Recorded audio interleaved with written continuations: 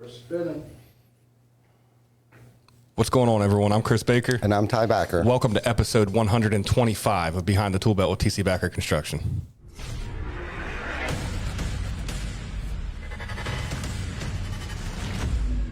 TC Backer. Roofing, siding, windows, gutters, solar. Roofing, siding, windows, gutters, solar. TC Backer, TC Backer.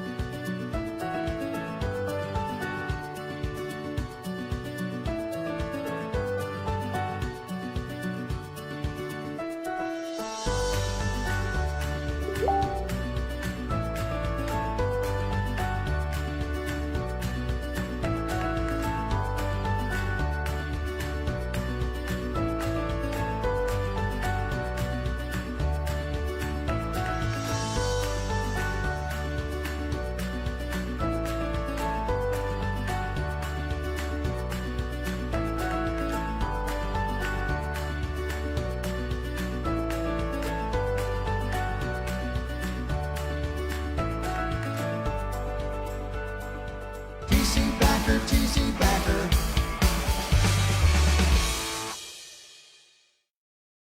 You're live. TC Backer family. I hope everyone's enjoying your warm, sunny week so far up here in York County, Pennsylvania, and all the listeners around the country here. We got a banger for you guys today, man. We got the one and only Patrick Carr, host of the Patrick Carr Show. He's a member of Blue Collar Media Group. Just a great individual, man. Does a lot of good stuff for the roofing community and you know, just the community in general. So this is one that we've been looking forward to. Patrick, welcome, man. Hey, thanks a lot, fellas, for having me on. I really appreciate it. Thank you very much. Thanks for coming on our show, bro. Yeah. So what's happening down there in the sunshine state of Florida?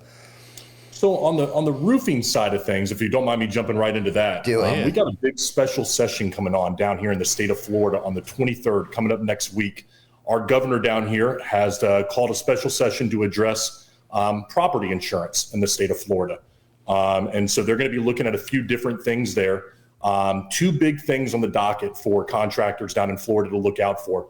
One is they're going to be really enforcing and trying to enforce deductibles. And how they're planning on doing that is if you choose not to pay, or you choose to, let's say a marketing rebate, which is a lot of what contractors do in Florida to get around that deductible, you know, sign in the yard, $1,000 back, happens to be $1,000 deductible, so you owe nothing. That is going to be illegal in the state of Florida. They're really putting that into law. And they're not just saying that. What they're going to do is they're moving it from a civil case to licensing. So you could lose your license, not just be fined if you choose to do that. So I'm telling contractors, if this was to go through, which I think it may, I'd give it an 80-20 shot that it does. They're going to be looking to make an example out of somebody. So something to definitely keep in mind.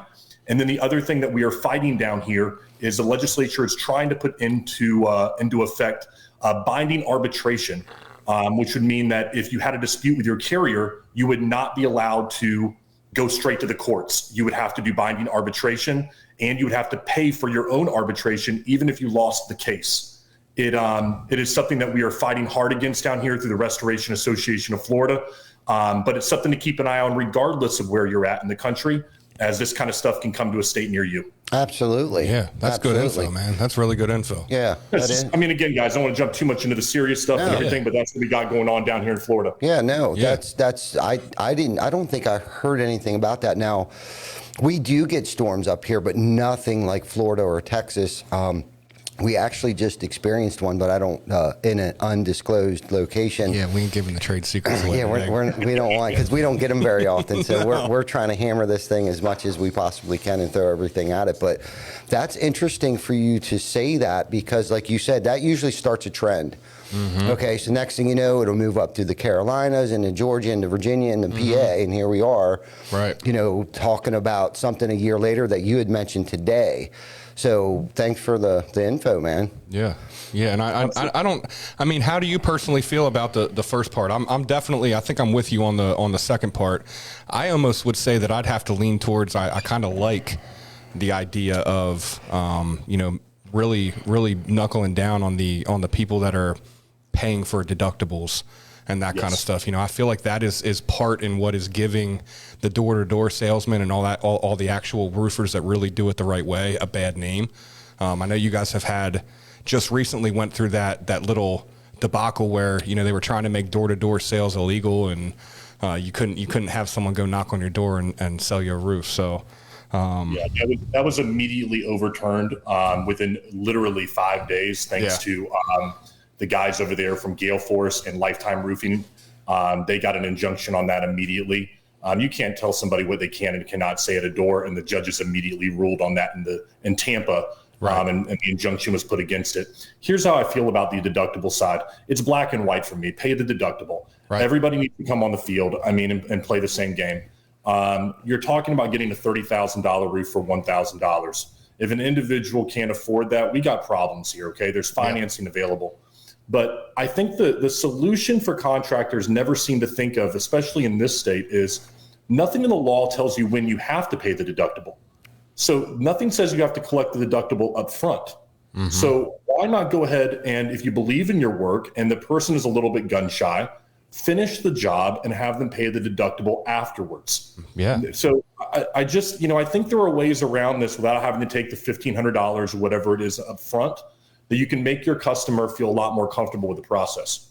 Yeah, for sure. That's definitely something that we've done. We don't ever ask for the deductible up front. That's usually the final payment. Right. One of the final payments. We'll get a third up front though, but not the deductible. We'll wait for the insurance to, process the check, or sometimes, even offer financing or do credit card payments if they can't wait for us to start on the project. Because it's foolish, because we have gotten burnt though already if we don't collect at least a deposit of some sort up front, but not the deductible. Yeah, absolutely. Yeah, absolutely. Yeah, and I like your analogy of let's everyone play the same game. Let's keep it fair, and actually, sell your company. Not the cheap tricks and the smoke and mirrors. Let your company and your work and your culture speak for why you land a job. And if the best man wins, let the best man win. That's how I feel about it. If you don't mind, guys, maybe I can jump into exactly why I feel people don't do that. And I think that the reason is they're not sure what does make their company different. When I go out to businesses and I talk to them about content, which is what we do, content for blue collar workers across the board, I ask them that question always to begin with in a pre-production call. What makes your company different? What is what I call your distinguishing factor for your company? And everybody will say the same thing. It's your customer service. It's I have the best materials, the most experience, the most knowledge, professional staff, all this stuff, blah, blah, blah. What I would tell your listeners and your viewers is that's exactly what your competition is saying. And so when you're a homeowner or a business owner out there, all you hear is noise. Mm-hmm. You just hear the same thing from one side and the other. So you've got to figure out truly what makes you different, and then be able to explain that to a customer in a way that engages them and makes them want to make a buying decision with you. If you're supporting veterans in your community, then people need to know you do that. An example I often use is if you're a local contractor, but you don't have anything on your social media showing that you're local, you're missing an opportunity. I want you to really think about that. You claim that you're local, but what shows you the people out there that you're local? Do you have anything at a local barbecue restaurant? Do you have anything showing that you guys are in the community? And most companies don't. So find out what truly makes you different than the competition, and then maybe push all those chips in on that to help distinguish yourself from that competition that's out there. Yeah, I love that. I love that. And that's definitely something that I think a lot of people missed the boat on. Mm-hmm. They'll run Facebook sponsored ads and stuff like that, but it doesn't state like what they are doing locally, or if they're even local, or if they're supporting veterans, or they doing a free roof a year, or things like that. I guess that's probably the most popular one, right? Is the veterans thing, and of course we support veterans and National Guard and the reserves and all kinds of things like that, because we have guys here that are retired from the military or honorably discharged or was in the military at one point in time. But you were talking about something that's what you do, that's what you help contractors. Can you explain to us exactly what it is that you do? Like, what is blue collar media? What is that? Well, let's use the example that you just went with right there with veterans, okay? Let's just say I step into a company and I'm Blue Collar Media Group. They've hired me. I'll tell you kind of how I do it. and I sit down with them and they say, we support veterans around here. That is what makes us different. And we believe in it. It is at our heart and our core. We're veteran owned. That's where they go. What I'm going to look at is I look at how to brand that company through video content across all the major social platforms: Facebook, Instagram, LinkedIn, YouTube, TikTok. All right. And so what I would say is, okay, what then do we need to show month in, month out that's going to show your audience that you are this veteran supporting company? And so we begin to generate video content with that contractor, and then I edit that content and I and my team put it out to their social media across all of it for them, write-ups. I do all the editing and we post it for them so that they don't have to worry about their brand. So that that company who is supporting veterans, anytime they run an ad out there and somebody says, I want to do a little research on this company, and they go and they start to research them, they're going to see exactly what we want them to see, which is a company supporting veterans and how they do it, what, why, and the motivating factors. They're going to see everything about that. So I look at myself as a brander. Yeah, I guess it's right. Branding through video content for blue collar workers. Mm-hmm. Okay. Awesome. Cool. So explain to us exactly how that works. Like, you'll fly up to Pennsylvania here and follow us around with a camera, or how does that work? So I do 1 day per month at a job site. Let's say not a job site, but let's say a contractor. So I would fly up. Let's just say you guys were my client. Mm-hmm. I would fly up there. We do a pre-production meeting every month. Decide what is your hot topic. What are you on fire about right now? You had a hailstorm that hit. Maybe you want to run a hail ad and you need a new one. You want something that's going to show something. But more than anything, I want to show your company every single month. So I'm out there generating content with your people. Mm-hmm. Day in the life of going door knocking with a guy on top of a roof, showing what's great about how you do an install. If people want to see kind of how we do that, All Phase Construction USA on Facebook, you can look them up and look at some of the videos in the last month. They were a newer client of mine. All Phase Construction USA is a great example. And then I take that macro amount of content that we shot for 8 hours there. I take it back, and throughout the month, I'm delivering 15 videos across all of these different platforms. You never have to think about it again. I'm doing the write-up, I'm doing the editing, and it's all taken care of for you. So it's kind of a 1 day, get all the stuff we need, and then you can forget about it because you know it's taken care of. Awesome, man. So what, that lasts for 30 days? Okay, so then we would need you to come back again in 30 days to do it all over again. Okay. So it's a subscription. I charge $5,500 each month. There, you can cancel it any time that you want after 3 months. And it's asked for 3 months up front. And pay, that you're not going to cancel that amount of time. And then everything's just month to month. And I come back out there every single month and we generate content together. And it's a lot of fun. It's interviews. It's talking to your people. It's, sitting down with your sales manager and, just talking to them. Mm-hmm. And then I take that and I show them in the field and your people and what makes them cool and different and how they got started in the industry. A lot of cool stuff you can do. People love to tell their own story, and that's a powerful thing. Yeah, and I like that because sometimes, we try to do the best that we can to try to come up with content, but I think your idea, your niche is... it's so difficult, and we were talking about it earlier, to come up with content all the time, but to get like a third set of eyes on it, to come up with something fresh, something new. When we kind of like run the well dry, we feel like it's dry, but to get someone like you to come up and like see these things that we don't see because it's so close to our face. And I think that a lot of times that's what happens, at least for us. Right. It's so close to our face that we can't see it because we're in the trenches. But for you to come in and like re-spark that and rekindle like that flame and that fire, or let's say you never had that flame or that fire, but I could see you striking that fire in somebody to want to think like that creatively, because that's what it is. It's like a creative muscle, and you got to think. It is difficult. We talked really about how long have you been doing this? So I originally got started in the industry doing collections for contractors, not just roofers, but blue collar workers in general. So I got the worst of the worst when it came to their files, the stuff they couldn't collect on. And so that's how I got Patrick Carr knocks on your door, you're paying that fucking bill. The best part was every now and then there was one circumstance I'm remembering right now. I got to go to mediation. And the guy had told me, I want to get this quote right, that the rivers will run red with your blood. Like, I mean, I was like, man, I remember telling him, like, man, that's some biblical shit right there. Mm-hmm. I had to go to threaten me or mediation. bless me? What just happened there? Right. Oh my God. So I had to show up to mediation with this guy, and I sat there across the table from him thinking to myself, you know what, you son of a gun. Like, I want to hear you say that right now. The rivers are going to run red with my blood. Like, you got to be kidding me. You probably walked in and he probably shit his pants, man. He was like, I did not know I was talking to this guy. He never thought he was going to see me again. So I did that, and then I was with another company, and that company was funding insurance claims, and it did not go very well. I was very unhappy, and I've said this before in some other podcasts, and I'll always own up to it. They didn't do things the right way. They weren't funding the claims, but the way that I built the sales for that company was doing podcasting and just getting out there on Instagram and Facebook. And when I left that company because they weren't doing things the right way, I said, maybe I could do it for other contractors. And that was just at 1 year ago that I walked away from them with nothing, had no idea what I was going to do.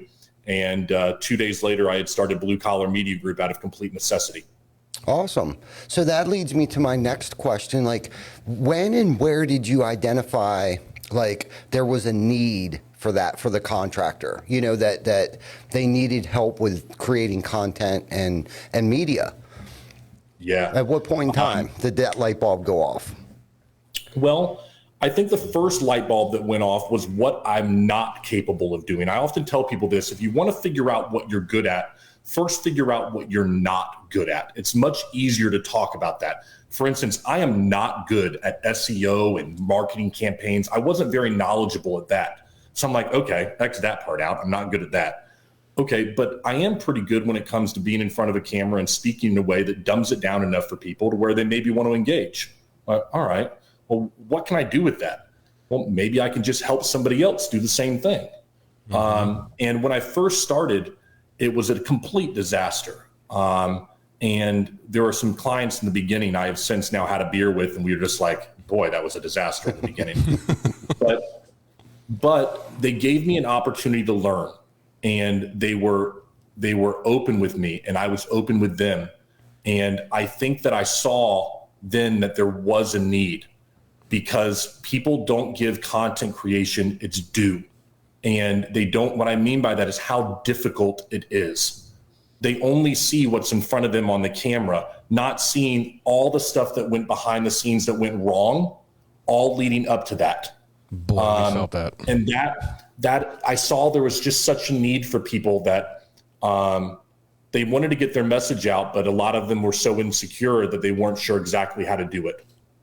Right. Totally can relate to that. Totally. Totally. People don't understand. I mean, the amount of stuff behind the scenes, lights that go out, cameras that don't work right, the connections not. I mean, it's always something. Yeah. Yeah. And somehow it all comes together in the end. I mean, this started with this. Yeah. Behind the Tool Belt started with an iPhone. I mean, up until what, like a year ago, and a half ago, maybe. Yeah, I think we tried working with it. I mean, we got a digital camera. Yeah. And tried messing with that a little bit, realized that it wasn't as functional and easy to use as an iPhone. I mean, let's face it. I mean, iPhone, it's already connected to Facebook. It's smart. Yeah, it was easy. You can connect basically anything to it, either with wires or wirelessly. Right. And I think it was right before or right after RoofCon.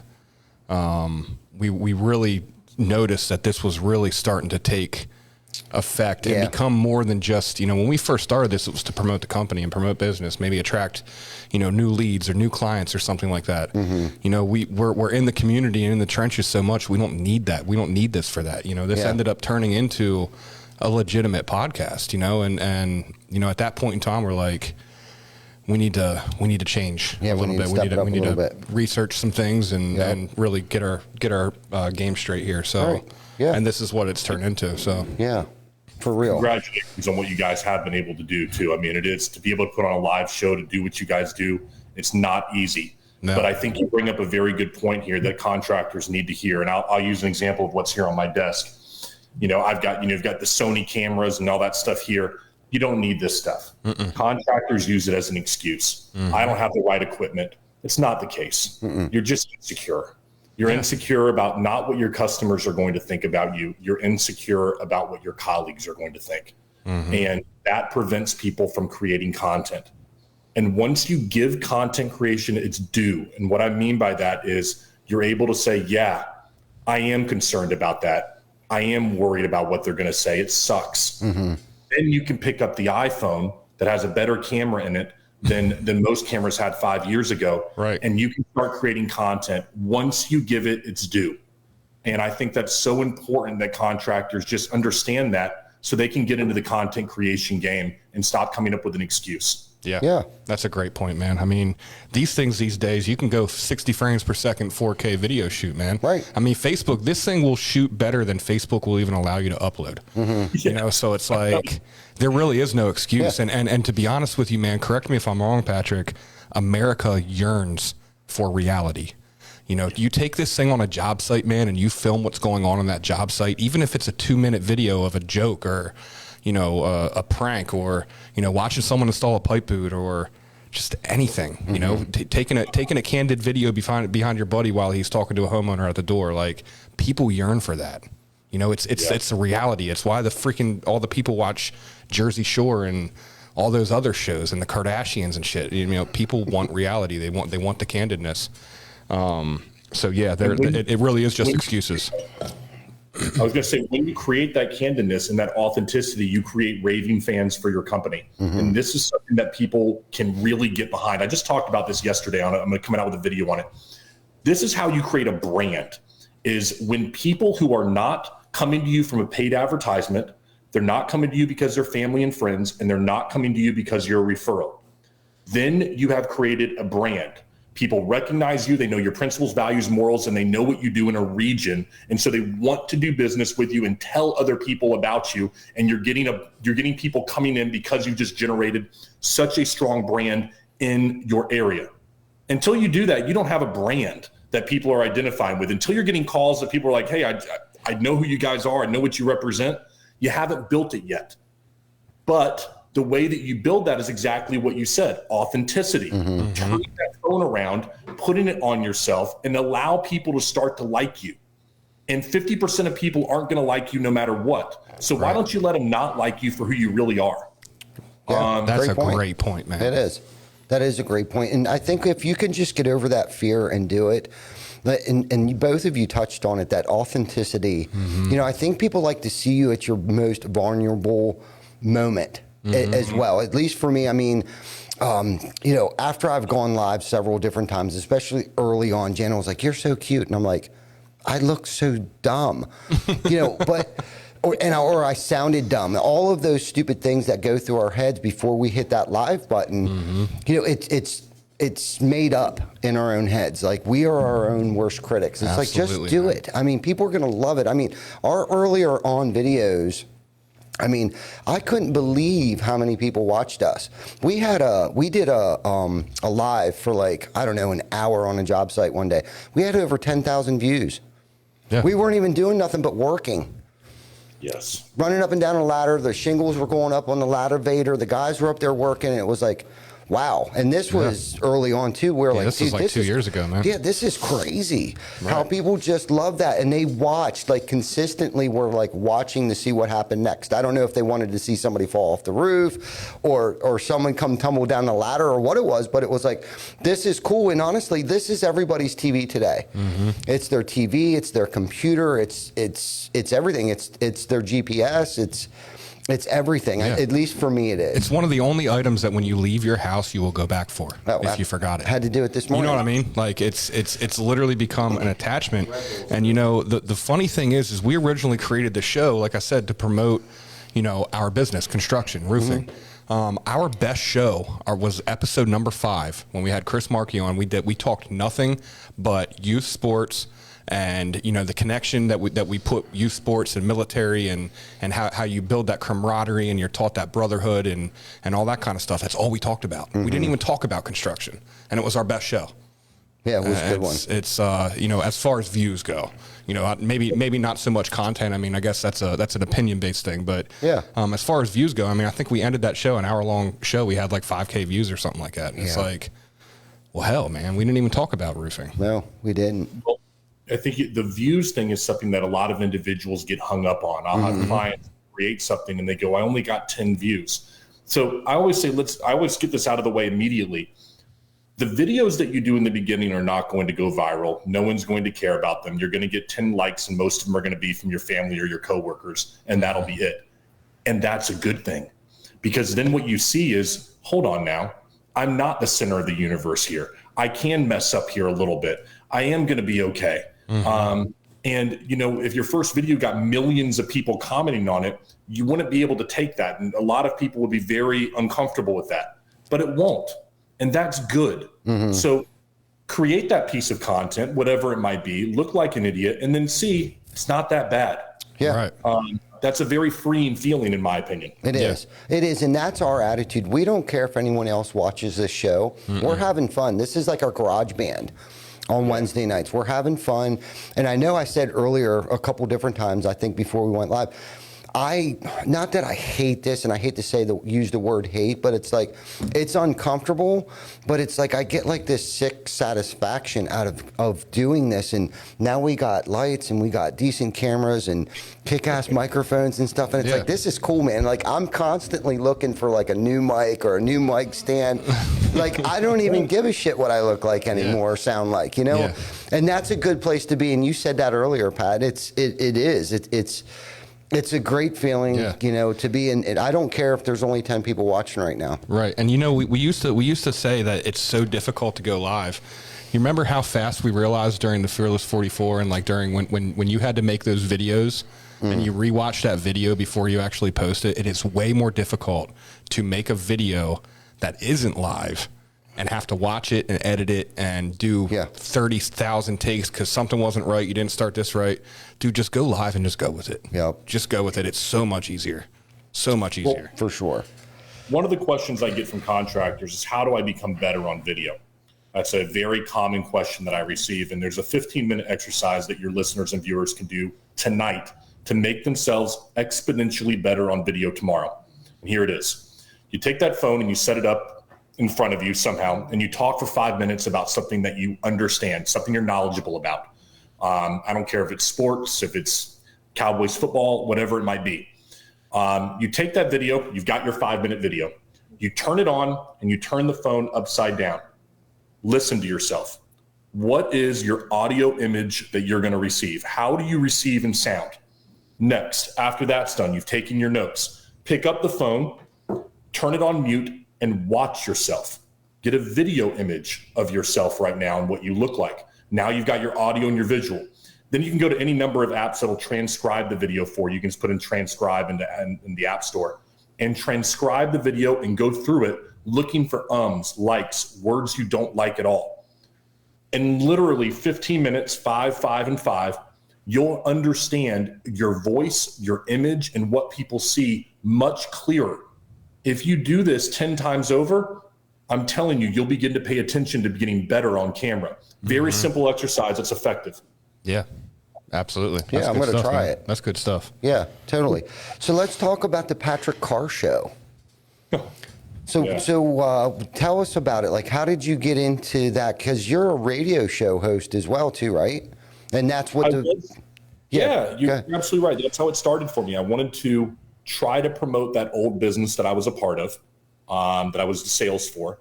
And at that time, the show was called The Contractor Connection. It was a radio show here in the Orlando area where I would bring on contractors and talk about news in the contracting world. When I left that company, I continued the radio show for about 6 months. And in January, I ended my time at the radio and to focus more on your YouTube and the podcast side. I thought that was more the future and where I wanted to go. In addition, I work with more than just contractors, so I wanted to rebrand the show to the Patrick Carr Show to talk about whatever I wanted, because I talk to business owners from different walks of life. And the idea of the show is simple, that everybody has a damn story to tell. And I get every time it gets to me, but people don't feel like their story is important. They feel like everybody else has some better story than what I do, or no one's going to care about what I have to say.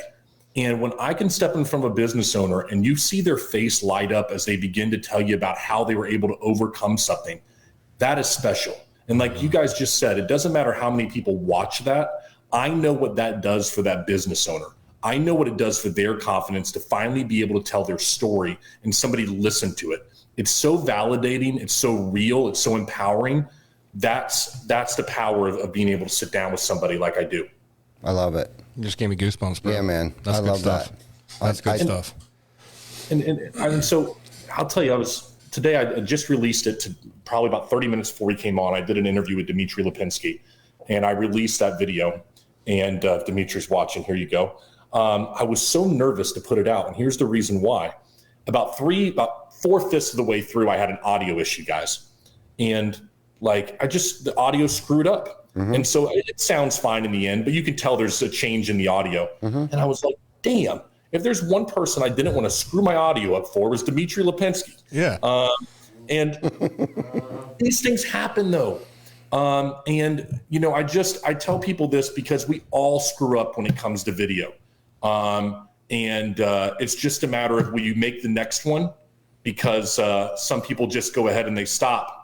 Yeah, and never doing that again. Right. Right. Yeah. You know, and the thing that we've done, we've been able to learn from things like that. We've had all kinds of things happen. You know, the power went out. Shout out to Sean Bryant, man. We went outside, found a generator. I don't even know where the hell we found it, because we're at the shop right now where our studio is. So we went out, got a generator, fired that bad boy up, plugged all the cameras and lights and the Wi-Fi up, and went on with it. And we're live doing this. Yeah. Our guest was literally watching us move around it through flashlight, and because that was still the iPhone days. So like the power went out, but the camera was still rolling. You know, and he couldn't see nothing. We're running around, bumping into shit, tripping over shit, trying to get this. And we're not talking a little generator either, boy. No, big diesel generator. Yeah, we were the only ones. We went outside after the show. We were the only ones, as far as we could see, that had lights on. Yeah, it was pretty cool. But the show went on, man. It did. The show went on. And that's how dedicated we are. We love this, and we didn't want to let our guests down more than anything. It was like, we feel so bad. So that was Brad Whitlock. Yeah. Our GAF rep. Yeah, GAF was here, and it was like, we didn't want to let him down, so we can sympathize for that. Hell, one night it was flooding. We had to sit on it. I normally stand. So as 2 or 3 inches of water was rolling in through our studio, I'm like, dude, literally, you can watch back and you'll have no idea, but we were literally sitting on top of water. Right. And that's what's awesome about being on camera. Yeah. You know, there's so much stuff in the background that could go on. We had a mouse run across the floor one night, and it was like, hey, buddy. Yeah. But the it's best cool. analogy I've heard for your viewers is when you play a video game, let's say Call of Duty or whatever people play, and you die on level number 1. Do you just put the video game away and stop playing? No. You start playing again, even though you died. But what happens is when you come to that point where you died, you're going to know what to do this time. Yeah. And you're going to adjust, and you're going to get better. And that'll get you to level 2. Well, level 2 becomes a little more difficult, but you'll die and you'll adjust. We don't just stop playing the video game. Right. But yet that's a lot of times what paralyzes people with content is they get to level 2 and they go, no way, I'm done. No, you got to keep playing the game. This time, you know the problem that's going to come up. There's going to be another problem, level 4, that you don't see when you come around the corner, but you'll adjust to that one and you'll keep on adjusting until you win that game and you play another game. Right. Is that not the beauty of life? Yeah, I mean, is that not the beauty of the controlled chaos and the beautiful chaos that life is? I mean, if you knew what was going to happen at every turn, would it even be fun? Like, would it even be enjoyable? Hell no. It wouldn't at all. No. Completely agree with you. Yeah. You have no satisfaction. Yeah. Yeah, and you know, through this, we've learned so much through making mistakes. You know, like just like you did with Dimitri, you're going to probably know exactly what happened, and you're going to try like hell to make sure that doesn't happen again. But through that, you would have never learned by us not picking up the iPhone and going live from it. We wouldn't have learned the things that we've done, you know, like earbuds aren't so good when you're going live because, or whatever, any little thing that we've picked up over the way. And the thing is, it's like, once we really started to get into this, it's like, okay, audio is more important than video. Always. You know what I mean? And it's like, okay, but the picture looked great, but we couldn't hear what you were saying. Okay, well, then that's a problem. People are going to stop People watching. are going to scroll right past that, man. Right. So it's like these little nuggets that you pick up. Plus, ask questions. Don't be afraid to ask questions. I think that was probably one of the biggest things for me, was to ask people, like, so what do you do? Or when we were down at RoofCon, like about a year ago. Speaking of which, we're having issues now. Yeah, our TV turned off. Patrick, are you still there? Yeah, he's there. Okay. I can see you guys. Okay, cool. So we were taking pictures of other people's setups. I think it was the American Contractor Show. Yes. Yeah. Yes. There he goes. Yeah, we were taking pictures and stuff, and Dimitri, what was that? IRE, I think. Dimitri was there. So we were taking pictures of his setup and stuff like that, and was just learning things because we really wanted to, figure this thing out and make it as best of a show as we possibly could, for our viewers and listeners, and try to make a positive impact, on our industry. We talked a little bit about that, being authentic, being genuine, and bringing just good, wholesome, plug in Patrick Carr and plug in, Agatha Hall and whoever else we've ever had on the show, and supporting roofers in recovery. And it's become not us anymore. It's become about you. And as far as we're concerned, Patrick, you're the star of the show. Oh, man, that's nice. Yeah. Right. So not to get off in the weeds there a little and I bit, use but the other side of it because I do so much of the podcasting. I release an episode about every other day now, on average. And when I'm interviewing somebody, it's much different because I'm trying to hear their story. And when I'm on this side of it, you got to kind of flip that hat a little bit into not being the person who's doing the interviewing, but being the person who's interviewed. yeah, right. Different. It's a different dynamic. That is definitely for sure. When did you have that moment of like, holy shit, I think this is working? I don't know if I've had that moment yet. It's a very fair question to ask. And I still don't know if it's working like I want it to. Somebody asked me the other day of what the goal is with everything. And I to my own detriment, I'm not sure. I do know that I enjoy it. And I do know that I get my podcast is a loss leader for my company. I just had a meeting the other day with my financial advisors. Like, why are you doing this? You're losing money on this, like every month. And that doesn't matter to me. I won't take a sponsor. I've had people that have approached me about sponsorships, and I won't take one because as soon as you do, that's when you start not being able to talk about the things that you want to talk about. And I've wanted to, if I want to talk like you guys, you can talk about politics if you want. Maybe you don't choose not to. If I want to have a show tomorrow where I want my, 5,000-6,000 people that subscribe to go, I'm going to talk about, just say this, I can do it. I didn't want to have to be beholden to anybody, or for my opinion to be swayed by money. That's a good point. Awesome, I never even That's thought awesome. of that. Yeah. That's one of the things that I like about you, man, because I watch your shows sometimes. And I like that I never really know what you're going to talk about. You know what I mean? I like that. It's not just contractors. Sometimes I'm a big sports guy, man. I love sports. I don't care if it's girls volleyball. Like, I watch that shit.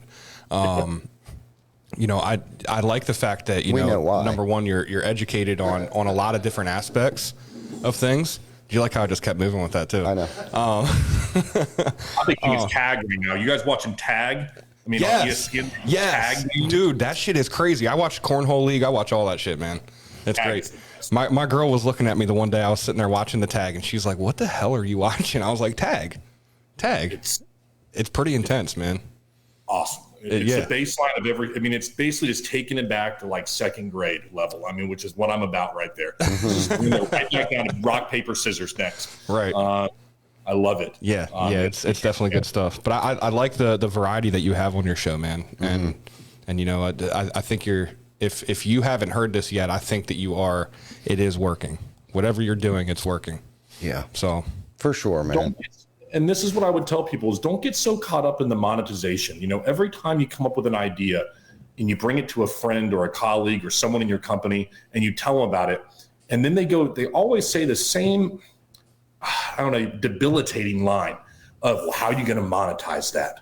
And then I don't know. Well, you can't monetize. Who cares? If you enjoy doing it and it brings you fulfillment, and in your company, you're doing something that, yeah, you know what? Maybe you're not monetizing it yet. Figure it out as you go. And you will find a way to find that niche to where it monetizes eventually. It's okay not to know. We all are, I'm going to go off on a little tangent here. We all are struggling with something. Every single person watching and listening to this has their vices that they're struggling with. And if we all can look at that and go, we have this thing that we're all struggling with, and every person you interact with, there's something going on that they're having trouble, then go out there and do something that actually does fulfill you, something that does bring you joy. And who gives a shit if it brings, monetary value? It brings you something intrinsic. We all are struggling with enough. So find some intrinsic value in something that you're doing. And I think that it'll give you a reason to put your feet on the ground in the morning. Absolutely.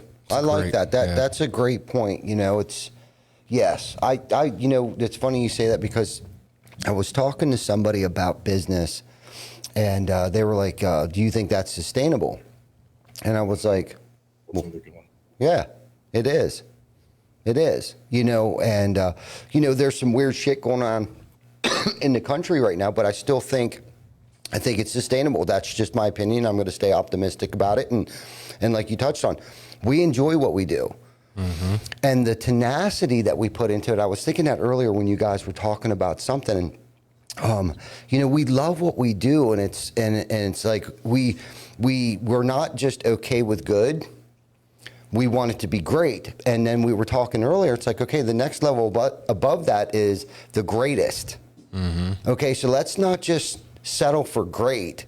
We're settling for greatness. And I'm going to go off on a tangent here a little bit. So we predominantly do new construction, okay?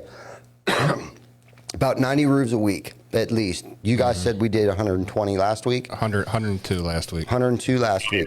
So, oh, yeah, nice. Congrats, guys. So nice, we crush it, but we came up with this epiphany. It's like, okay, we're all lead babies. We're all sitting around waiting for the phone to ring. Okay, we're all either waiting for the phone to ring or a purchase order to come in from a new home builder. It's like, why are we doing that? Why are we not turning our leads into more leads? You know what I mean? Like canvassing the neighborhoods of where we've already done work. They should know who we are. And I'm not going to get into all of our marketing strategies. Well, fuck it, because I have nothing to hide. We do a lot of mailers, okay? So if we land a job and it moves over into order, we send out a campaign. It's called a drip campaign, okay? So instead of sitting around waiting for these postcards to go out, all 4 of them, and waiting for the phone to ring, why isn't the guys going out there and saying, hey, I'm Bobby Brown. I don't know if you've noticed any of our flyers that were in your mailbox recently, but I wanted you to know that your home was built at the same time that your neighbor was, because the address of the neighbor is on the postcard. So instead of sitting around waiting for that phone to ring, go out there and get that shit. That's how I know this is going to be sustainable. That's how I know that this is going to be scalable, because we're not going to sit around and wait for the phone to stop ringing. We're going to go out and get it. We're going to go out and educate our homeowners. We're going to go out and educate their neighbors and let them know we're in the neighborhood and give them the most value that we possibly can, because we're not going for repeat customers. We're going for loyal customers. There's a difference.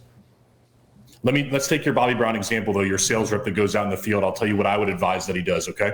Perfect. Just take this a step further on the marketing side. Yeah. Tell me what your thoughts are. We'll play it off like here, the example. So every sales rep that's out there with a company, they have a Facebook page, but 99% of them don't have a business page on Facebook, even though it'll take about 5 minutes for them to create a business page. So I'm going to use myself. I'll use myself instead of the Bobby Brown. I'll use Patrick Carr. There you go. I'm a new sales rep with you guys. You just hired me. I'll tell you exactly what I would do.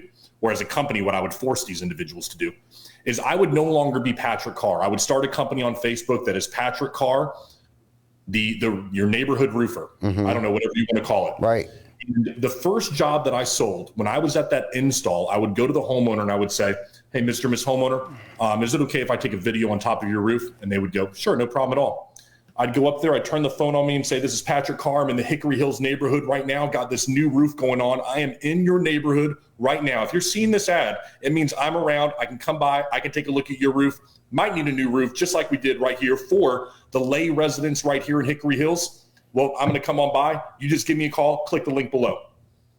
Awesome. Turn it off. Done.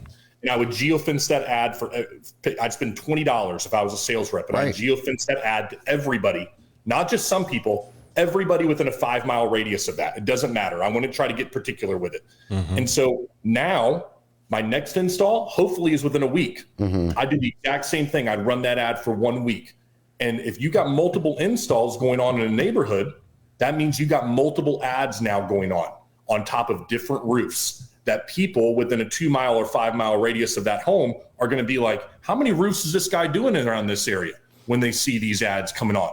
Because here's the way Facebook works. As soon as they click on one of those ads and they watch it, the next time you make an ad, they're going to see it again. Now they're seeing you multiple times. So as a sales rep, you are then generating traffic for yourself at a cost of $20 to $30 per roof without having to rely on the company to get fed. Exactly. These are, to me, that's using technology to your advantage. Right. And it takes 5 minutes to set up that business account and to be able to run that ad directly from Facebook, and you can eat what you kill. Exactly. I love it. That's a fantastic. Absolutely. Love it. So maybe now that it's coming from you, maybe now it'll be a good idea. I love what you're saying there. Why? Because traditionally, here's what sales reps hate. Sales reps hate going back out to a house after they sold the roof, especially after the roof's already gone on. Forget trying to go pick up that next check. All right, I'm done with that roof. I don't want to go back and hear all this stuff, right? So I think that what this does is it builds a relationship with that customer, because you can go back out there and do the exact same thing with a testimonial. You put your arm around the person and, hey, here with Miss Lay right now. Miss Lay, how's that roof going? Oh, it's great. You can build a relationship with video content. It doesn't have to be fancy. People appreciate authenticity, as we mentioned earlier. Yes, sir. Yeah, that's a great point, man. That is a great point, man. So, it's how much do you want? The sky's the limit. And sometimes you just got to think outside the box. That's the biggest thing. So many days, we have so many tools at our access that we don't even know what to do with them sometimes. Or we don't even see them because we're so used to looking at it. Like we just don't utilize the tools that we have in front of us. The biggest tool is this right here, or me. Biggest tool standing here. But I'm saying, like, so many people don't even think about that. Like, hit that live button in front of the roof that you're installing today, and save that video. And like you said, just blast it. Like you said, it's super simple, or you can make your own areas. I know I've gone in there and picked a couple different towns if I want to do more of a 20 mile radius or a 50 mile radius, and put a couple more dollars on it, add $1 or $2 more to it to run an extra day or reach 500 more people. It's super simple to do, and I just don't think a lot of people take advantage of it. And shit, to do a live video, hell, it's free just to put it on your news feed and share it with a couple buddies. Yeah, I mean, you can even take that one step further, man. You can use a company like Lead Scout. Right. Get a QR code put on there. Yes. That when they get a mailer, there's a QR code, takes you right to the video. Bam, Exactly. done.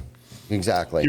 Here's another thing I'm preaching right now that your viewers can do. If you own a roofing company and you're not doing this, you are missing out, in my opinion. I call them community videos. So it costs you absolutely nothing, and it will establish you and bring you a new audience within the first 3 months.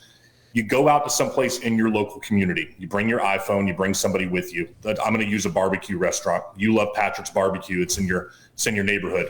When you go out to Patrick's Barbecue, you sit down with the owner there and you do a 1 minute camera thing in front with the owner.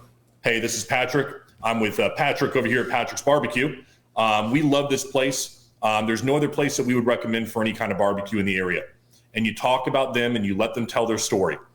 And then you post it and you tag Patrick's Barbecue. What will they do? They'll post it out to their page. And now everybody who's a fan of Patrick's Barbecue is going to see your roofing company on their page. And it costs you absolutely nothing to show that you're in the community and that you support something that they support. Love it. And when anybody else walks into that barbecue place and they want a roof, you're their person now, because you did advertising for them for free. And you didn't ask for anything else. You did it not because you want anything else, but to talk about them and how great they are. That in my opinion, I call them community videos. You begin to do that in your community, you'll get raving fans. Love it. That's a great idea. Actually, I've never thought about doing something like that. That's a wonderful idea. Thank you for that plug on that, for That's sure. good stuff, man. Yeah, it was good shit. My man's always giving out nuggets, dude. Yeah, he is. For real. I watched a video that you put out teaching people how to create content. Like you did I think it was like a couple steps. I think it might have been like one or two back-to-back shows that you did where you taught people how to edit and all that kind of stuff, you know, add audio to things and all that kind of stuff. And you're constantly putting nuggets out there, man. That's good stuff. Well, there's 3 types of video, and I appreciate that, and we try to. There's 3 types of video that every contractor should be making. You can make them once a week or usually once a week is what I'd suggest. A community video we already went over. The next is an educational video. An educational video showing something in your industry that is just educational for the homeowner or business owner. For instance, why does that tar strip on the back of a shingle? What is it used for? What is shingle made out of? Can you give me, like, what kind of tile are there? Have one in front of you. Show people. How do these things attach to a roof? Show me what kind of nails you use. Very simple stuff that you deal with every day, but your homeowner has no idea. You give it all away. So one educational video. Eustace Roofing, EUSTIS. Eustace Roofing does an amazing job of this on their Instagram. Amazing company. And EUSTIS, Eustace Roofing. But the next type of video is your company video. What about your company makes you special? Show me some value in your company, a person in your company. Highlight something in your company that's great. And if you do those 3 videos every single week, a community, an educational, and a company video, you got great content, and that's an easy way to keep yourself on track and keep you accountable. Love it. And it sounds simple to do, too. Doesn't sound real difficult. Just 3 things, nothing more complicated than that. Yeah. So, Patrick, I'm going to hit you with the famous question, man. We ask all of our all of our guests this question. What motivates you, man? And not just motivates you, but what gets you up on your feet every day and gets you to perform at the highest level possible? You know, what is that motivating factor? Fear. It's 100% fear of failing and looking like a moron. I'm not motivated by anything else in the takeaway than everything's going to be taken away from me when I get off this call. Something's going to happen. I'm going to lose everything. I'm not going to be able to, fear is what motivates me. I constantly feel like there is somebody trying to take everything away from me. An invisible hand that I fight every single day. Is it the best way when it comes to my anxiety to live? Nope. But I'm going to tell you it's real. And that fear that I have that somebody's going to take my lunch and take my clients and take the people and my life away, that gets me going. That's not even such a bad thing, I would say, man. I would say, people react to fear in one of 2 ways. You either let that shit control you, or you let that shit motivate you. You know what I mean? And I feel like you've done the latter of the 2. You take that fear. You number one, you recognize it, and you use that as a motivating tool. And I don't think that it's maybe not the most healthy thing in the world just because of anxiety and all that kind of stuff. But listen, bro, if you know what you can deal with, if you can deal with that anxiety, fucking harness the shit out of that fear, bro. Yeah. And you're obviously doing it. I would look at you as a pretty successful person, and everyone has their thing that motivates them, man. That's right. Fight or flight, You're the first man. person that says fear. So, Yeah. No, I love it. We've asked that question a lot of times, and that's the first time we got fear. Yeah. And honestly, I think for you to be able to identify that as fear, I think a lot of entrepreneurs suffer from the same thing but can't identify it. And for you to be able to identify that, that's the one major thing that motivates you is fear of losing everything. And then, of course, I'm sure second to that is fear of letting your people down. I'm sure that you have a lot of people that work for you, and the last thing that you want to do is let them down, to have to go to them and say, look, guys, we don't have enough work today or anything like that. I know that's been, one of all of ours biggest, we have meetings about this quite often. Like, it's our responsibility. Like, we take that shit on. It's not just for us, but it's for everyone else around us. Like, we brought you on as our responsibility to make sure that pipeline is full, and it would be fear. Yeah. Yeah, I got a two-part question for you too, Patrick. Number one, what was at what point in your career, and it could be what you currently do now or something previous, at what point in your career was the scariest moment, and what was your highest moment? What's your most proud moment in your career? Scariest moment for me was when I left that company that we spoke about earlier. I was a Wednesday afternoon. The company was having trouble paying employees. It's not a company that I wanted to leave in the respect that I thought it was going to be where I ended my life. You know, I was like, this is when I first started, this is it for me. And I was happy doing it in the beginning. And so when I quit on a Wednesday afternoon, I remember I put my hands in my face. And I was like, what the hell am I going to do? I was $50,000 in credit card debt. I had no income. The commissions weren't paid. I was hard out on my luck. And I was very fortunate that some people gave me an opportunity to screw up a little bit and still saw me through. And you have to forgive me. The second part, I know the answer, but what was the second question? What's your proudest moment in your career? It's going to be a unique one. I was selling timeshare, and I was awful at selling timeshare from Marriott. I was literally one of the worst timeshare salesmen in the history of timeshare salesmen. I should have been fired numerous times, and I kid you not. Normally in timeshare, like in Orlando especially, yeah, you get on those paid, like it'll give you Disney tickets to come on a timeshare presentation. Yeah. Oh my God. Okay. Well, I was 0 for 42.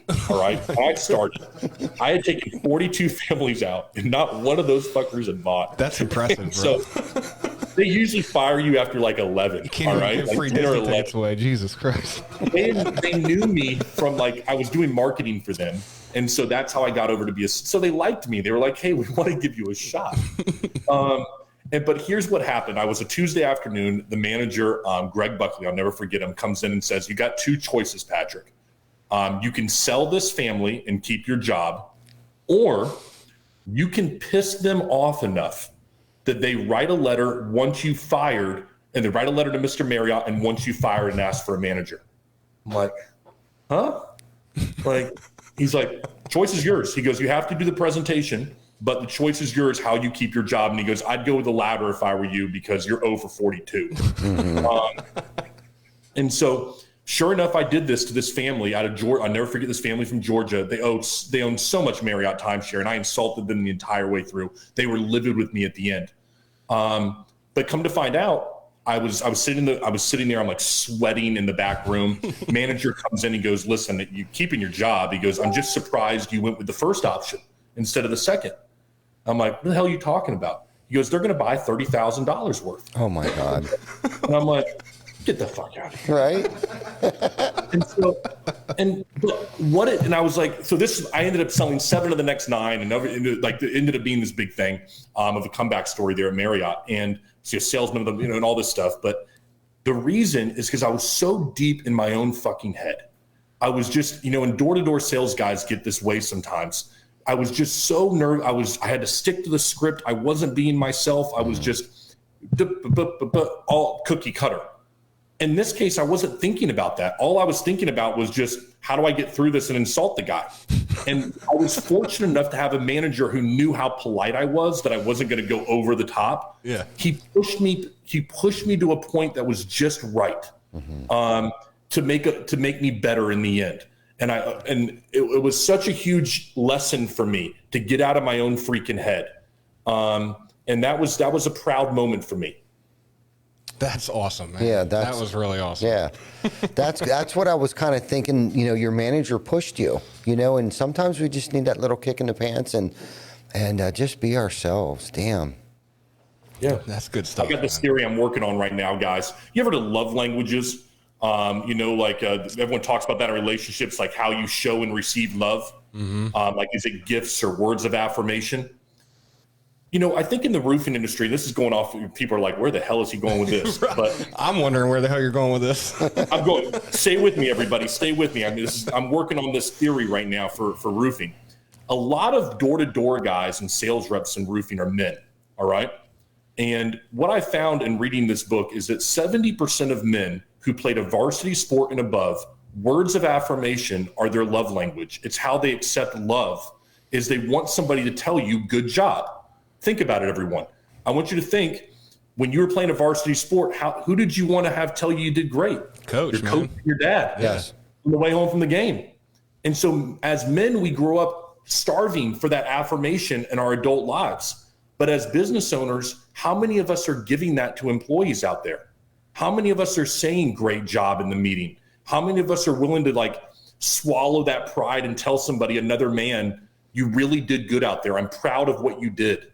That's tough. And I think that could be done a lot more in the industry, and we could get a lot more out of people, and we could push them in a way that, you know, like my manager pushed me that time, we could push them in a much more positive way. Yeah. I've got a theory I'm working on right there, but I think it plays. Yeah. I like it, dude. Yeah, I like agree. it. I can see a lot of connection there. Yeah, compliments go even sometimes when they're not necessarily owed. I think go a long ways to let people know that you know, or you recognized, you know, that they're doing a great job, you know, and to swallow your pride sometimes, you know, and that's kind of for a person in a leadership position, you know, sometimes as painful as it is, you know, and to I guess not to try to control everything and give somebody else the credit for. You know, I think a lot of people struggle with that, and it's definitely something I've struggled with over the years and have gotten better at, you know, trying to, you know, include everybody in everything and not to try to do everything. And really what it comes down to is it's first and foremost, we need help, okay, to drop the vine and delegate things to other people, and then to watch them succeed. You have to recognize them, you know, succeeding. Right. You know, you got to push them up, and to do it in a crowd of people, not just necessarily one-on-one. I think that goes a long ways too. You know, when their peers are in the room and saying, you know, Chris came up with this great idea. I think we're going to go for it. Or, hey, this is what Chris did. You know, and kind of go around the room and get everybody's input and feedback on it. Right. Yeah. Yeah. Jocko talks about the decentralized command, you know, and, you know, trusting your people, being a good leader and trusting your people to make the decisions and allowing them to make them, even if you may not think it's the best move. You know, let them fail sometimes, man. You have to let people learn that way sometimes. Yeah. I had a when I was in roofing, for a while, I headed a tile division for a very large roofing contractor that rhymed with the word Casper in the state of Florida. And in Florida, people will understand that. And I'll never forget one of the first meetings I went to. I was the head of the tile division, but I went to the shingle division, like my second day there, just to see how they ran a meeting. And the guy goes around the room and he has it up on the board. He goes, "How about you?" And he'd ask for two things: how many did you sell and how many did you install that week? And the person would go around, and first one he'd go, 2 and 1, terrible. 3 and 2, terrible. Everybody around the room, terrible, terrible, terrible. I'm looking around, and it got me thinking, they're not terrible. If your team is failing, you're terrible. All right? If everybody in your team is failing in your eyes, then what the hell does that say about you as a business owner, as a manager? You got to take personal accountability sometimes and not just say, well, they're terrible. It taught me a very valuable lesson right there of something I never wanted to be. Someone blaming other people for the problems in my company. Because in the end, it 100% falls on me. Not the market, not the environment, not my competition, not the homeowner or business owner, me. Yeah. Exactly. 100%.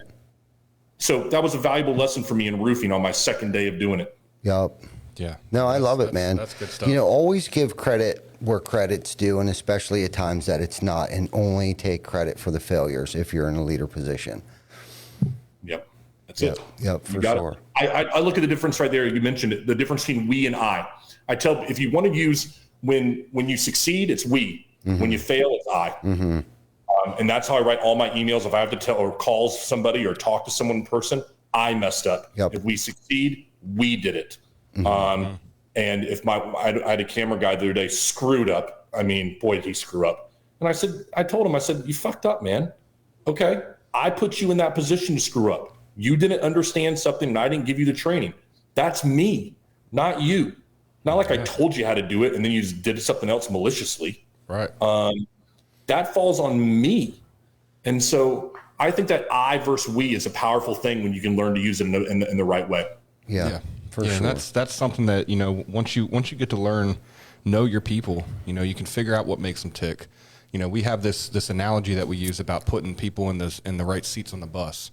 We had a meeting in my division a couple weeks ago, and I made a statement to the guys, and it was like, I refuse to give up on somebody because they don't understand something, or they don't know how to do something, or they mess up. We're not just going to give up on somebody. Maybe it's, I didn't realize that they were really good at doing gutters, or they were really good at something else. And, did we put them on the right seats of the bus? Did we, put our message out there clearly enough for them to understand what they actually were going out there to do?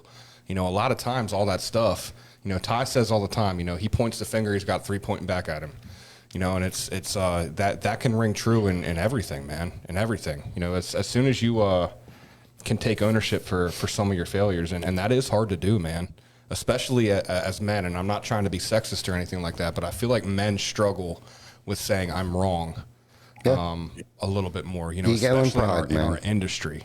You know what I mean? In our industry, there's a lot of, the industry's changing.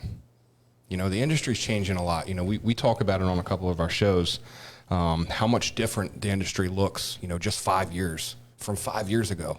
You have all these companies and these groups and everything that are, inviting everyone in to, give trade secrets. There is no trade secret. Trade secret's hard work, man. That's what it is. Work hard. There's no secret sauce. There's no special formula we're typing into social media. There's nothing like that, man. It's just show up every day. You got to have the it. You know what I mean? You can't get someone up out of bed on time. You can't teach the intangibles and all that kind of stuff. You can teach someone how to slap shingles, but the other stuff you can't really teach. So the industry's just changing, man.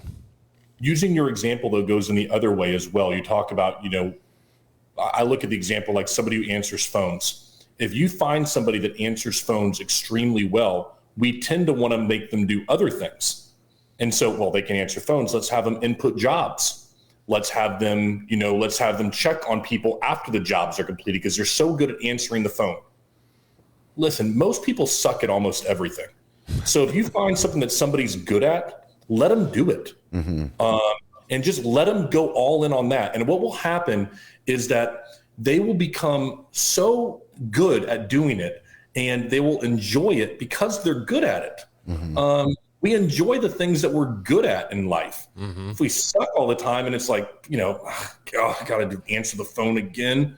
No, you get to answer the phone when you're darn good at it and you make somebody feel like they're at home. So I would tell business owners, if you got somebody that's great, even if it's at a very small thing, let them do that. Don't try to force them into doing other things that are going to take away from that greatness.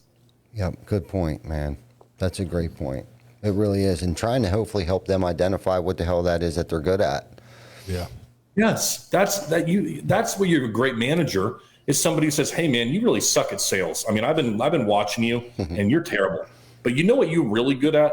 You could really do a great job of managing a project and being there for the homeowner and walking them and holding their hand through the process because you care so much about the homeowners, but it's taken away from you selling jobs out there because all you're caring about is the install."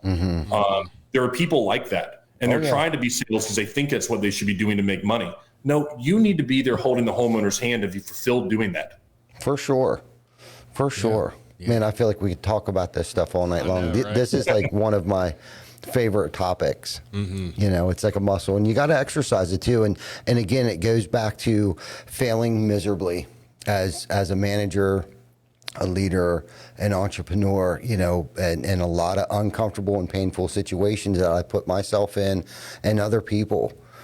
And just trying to identify that as quickly as possible and trying to correct it and learn and grow from it, man. That's probably the biggest thing, keeping an open mind and remain teachable. Yeah. So I'll find, maybe, I know we're running short on time, guys, and stuff, but, it got me thinking right there, just said, Ty, that I think when it comes to the camera stuff, we only see what the lens will show. And, there are days where that camera goes on that it does not show what is going on behind the scenes. And And we live in a world where people are thinking the reality is what they see on camera. And I've gotten a chance to interview enough people now that I know it is so far from the truth. And so I try to be real with this in any interview that I do, to say, there are days, man, where I break down, where it is tough. Like, I just feel like, you know what, screw it all. I had one of these days a couple weeks back, and shout out to Jen Silver, who actually worked me through one of these tough days that I was having. But I think it's so important to be self-aware that we all aren't, just because you see somebody that looks like they're doing great, we all are struggling. And we all could use somebody to reach out and go, hey man, you good? And I think as business owners, we could do that more for each other and for our teams, and we would be more productive if we did. Yeah. That's not feel good stuff. That's a bottom line thing. It'll help your bottom line. Because I asked a guy the other day, I'm like, hey man, how you doing? And he's like, oh, I'm good, Pat. I'm good. A cameraman of mine. And I'm like, nah, I don't believe you. How you really doing, bro? I could ask you 4 more times, but don't make me do it. He's like, well, you know, man, I'm taking a second job I just got, and I don't know how I'm going to make ends meet. You know, I'm like, what do you need? It's like $500. Like, $500. Okay. Well, I mean, it's not like it's a small amount of money. I'm not diminishing that, but is that going to really, like, you're going to be able to change your life for that? It's going to help you? Like, yeah, it's going to get my kid through daycare for another 2 weeks. Done. Okay. Changed his entire life. And I mean, it changed his whole outlook. Everything was different immediately for the guy. But if we don't ask a question to figure out how people are freaking doing, then what are we doing as people, as business owners? Like, basic shit here. How's your day going, bro? And genuinely give a crap about the answer. And your people will care about you and your company a hell of a lot more. Yeah. Amen. Yeah, dude, I just seen something posted on Facebook earlier today, actually, when I was scrolling. It said something along the lines of, don't worry about you not doing good every day or your failures, you know. Everyone's so wrapped up in what they see on social media. People only post the good things, man. You know, people act like everything they see on social media, that's all their life. You know, oh, so-and-so is doing great. You know, that family's great. I guarantee you there's days that they argue. I guarantee you there's days that they don't know what they're going to do, how they're going to make ends meet, what they're going to, you know what I mean? Everyone goes through these things. They just don't post that shit on social media. You know, don't get so wrapped up in that and think that you're the only person out there. Everyone else is just living this great life. Yeah. And here you are, you know, with your bullshit. Everyone has their bullshit, man. They just don't share it. Absolutely. I mean, we spend enough time. We spend more time with each other than we do with our own families half the time. Absolutely. You know, and we can read each other pretty freaking good. And we kind of have an open door policy. Like, I know many times I'm like, Vic, get over here. I need to talk to somebody.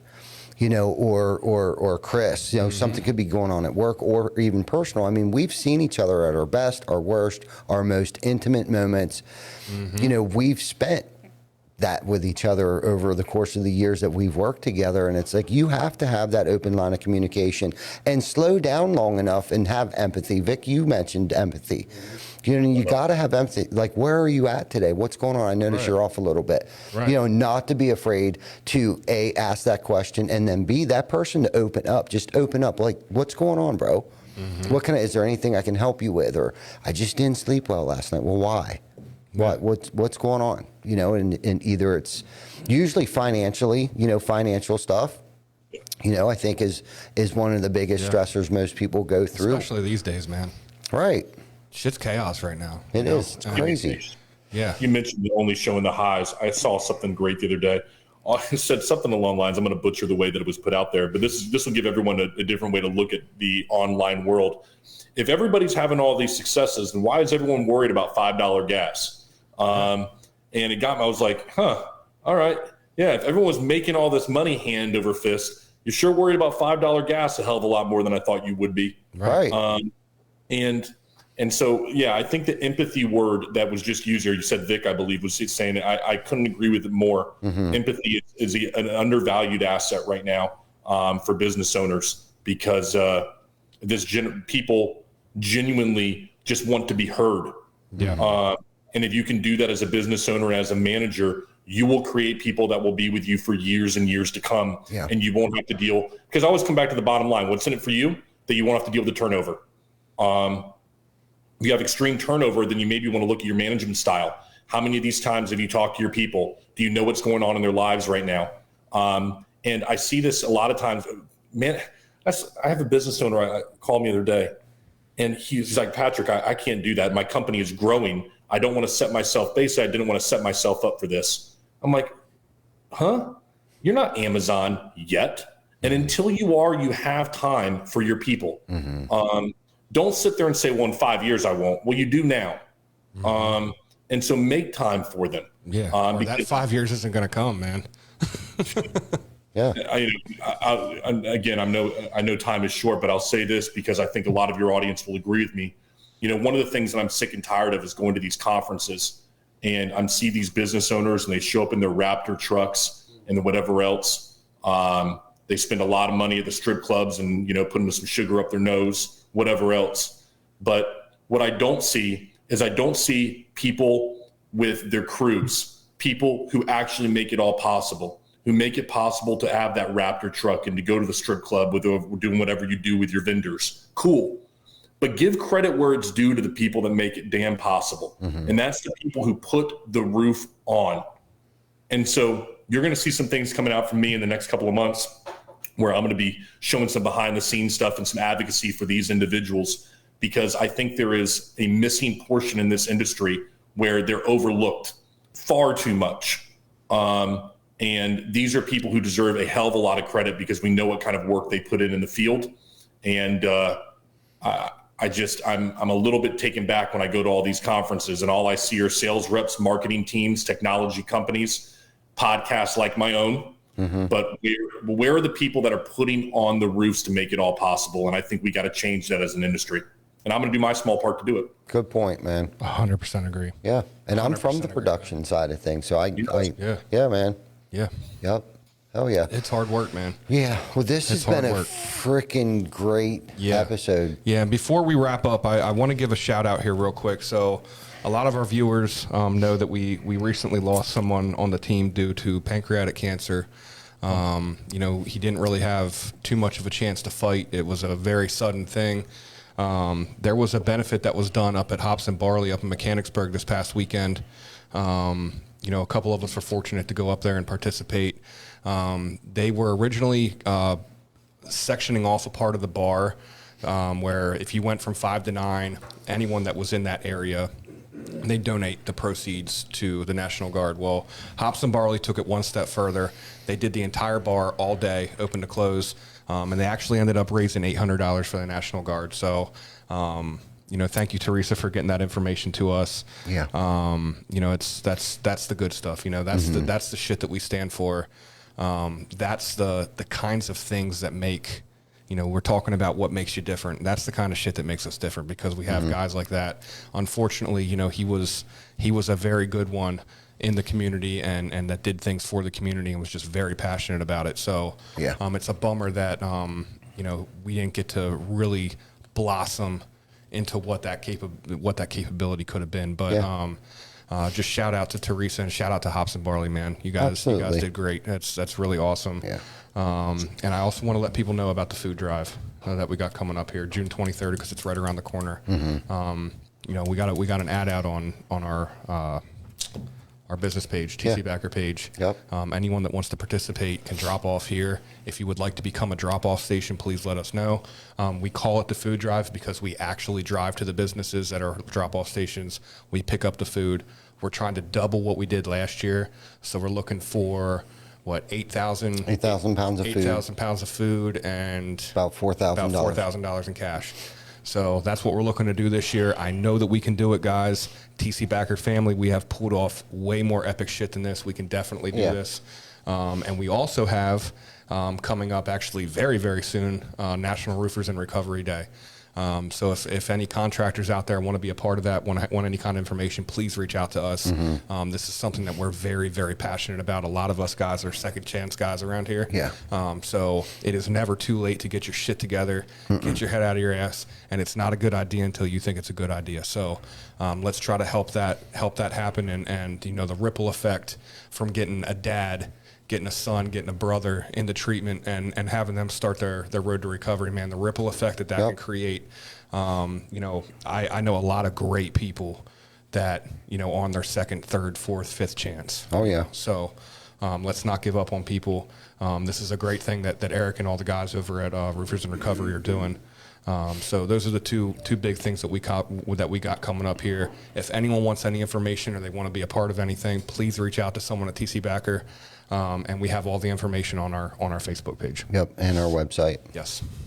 And just to circle back to Tom D, who had recently passed away, we plan on carrying on his legacy and picking up where he left off. His biggest thing was the military and the National Guard. So we plan on carrying on his legacy. So anyone that wants to get involved with any of this stuff, by all means, reach out to any one of us here. Get on our Facebook page, go on our website.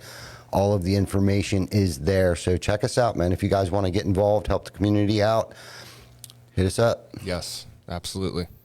Absolutely. Patrick, it's been a great episode. Yeah, man.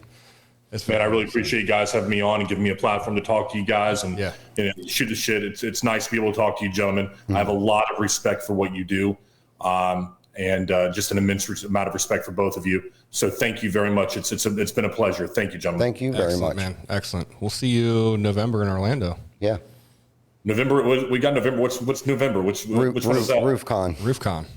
Oh, RoofCon will be in Orlando. Okay, because I know Dimitri's taking his this time out to Vegas. RoofCon is still in Orlando. Yep. So a little bit of both right there. I think they might be like back to back. So I'll have to take a look at that. Sure. But yeah. So, but I'll look forward to seeing you guys. I'm gonna have you on my show and ask you some questions this time. For sure. Awesome, man. Cool. Awesome. Sounds good. Yep. TC Backer family, I hope you guys enjoy the rest of your week here. If you're local here in PA, enjoy the rest of the weather. It's going to be 92 degrees on Saturday. Let's do it. It's fucking awesome. No rain in the forecast, man. Everyone have a great, safe rest of your week. We appreciate you guys watching us every week. And we will see you guys at 7 p.m. next Wednesday for episode 126. 126. Everyone enjoy. Thank you.